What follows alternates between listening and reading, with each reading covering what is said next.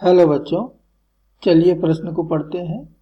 एक सिरे पर खुली एक नली के अंदर के वायु स्तंभ की दो क्रमागत अनुनाद आवृत्तियां 1620 हर्ट्ज तथा 2268 हर्ट्ज हैं। हवा में ध्वनि की चाल 324 मीटर प्रति सेकंड लेते हुए नली की लंबाई निकालें। तो इस प्रश्न के लिए जो मूल अवधारणा है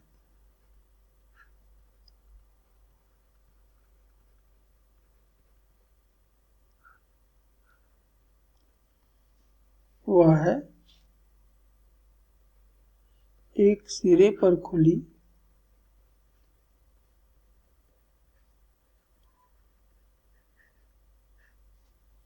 नली के अंदर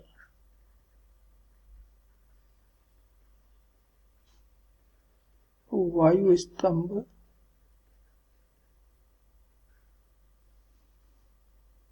का कंपन। तो हमारा एक सिरे पर खुला और एक सिरे पर बंद एक नली है। इसके भीतर वायु स्तंभ जब भी कंपन करेगा तो उसके खुले सिरे पर बनना होगा प्रस्पंद और बंद सिरे पर बनता है निस्पंद, और इनके बीच में चाहे जितने भी लूप क्यों न बने।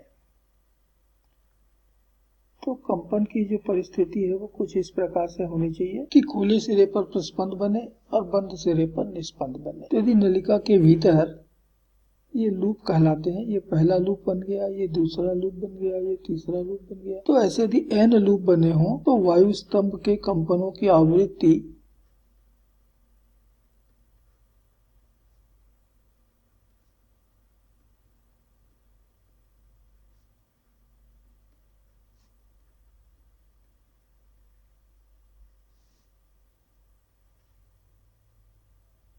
न्यू एन बराबर होता है 2n+1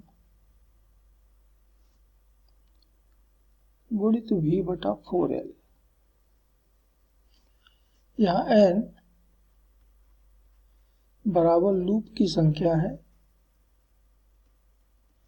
जैसे कि दिए गए चित्र में 3 लूप बने हैं तो n की जगह 3 आएगा। ऐसे यदि 2 लूप बने हैं तो 2, और यदि 0 लूप बना है तो 0 आएगा। तो ये बराबर होगा 0, 1, 2, 3 इत्यादि। तो हमारा दिया गया जो प्रश्न है वो इसी अवधारणा पर आधारित है कि एक बार मान लेते हैं n बराबर n है, तो उसके लिए उसने अनुनादी आवृत्ति 1620 हर्ट्ज या 1620 हर्ट्ज का होता है, और उसके बाद वाले में यानी n की जगह n+1 होगा तो ये 2268 हर्ट्ज के बराबर आएगा। और इसलिए यदि न्यू n जो कि 2n+1 गुणित v/4l के बराबर होगा, ये 1620 हर्ट्ज के बराबर है। तो न्यू n+1 इसका अगली जो आवृत्ति है वो 2 n की जगह n+1 हो गया धन 1 गुणित v/4l, ये बराबर मिलेगा 2268 हर्ट्ज के बराबर। तो यह समीकरण 1, ये हो गया समीकरण 2। तो समीकरण 2 में घटा देते हैं समीकरण 1 को, तो 2n+1 2n+2 हो गया, +2 + 1 +3 में घट गया 2n और घट गया 1 गुणित v/4l बराबर इधर घट गया इसी तरह से 2268 ऋण 1620। तो 2n और 2n तो कट गए, 3 में से 1 घटा तो 2 गुणित v/4l बराबर इधर घटाएं तो ये मिल रहा है 648। 2 से काटा तो 2 बार आ गया। यहाँ से हमको l का मान निकालना है, तो l बराबर हमको मिल जाएगा v/2 गुणित 648।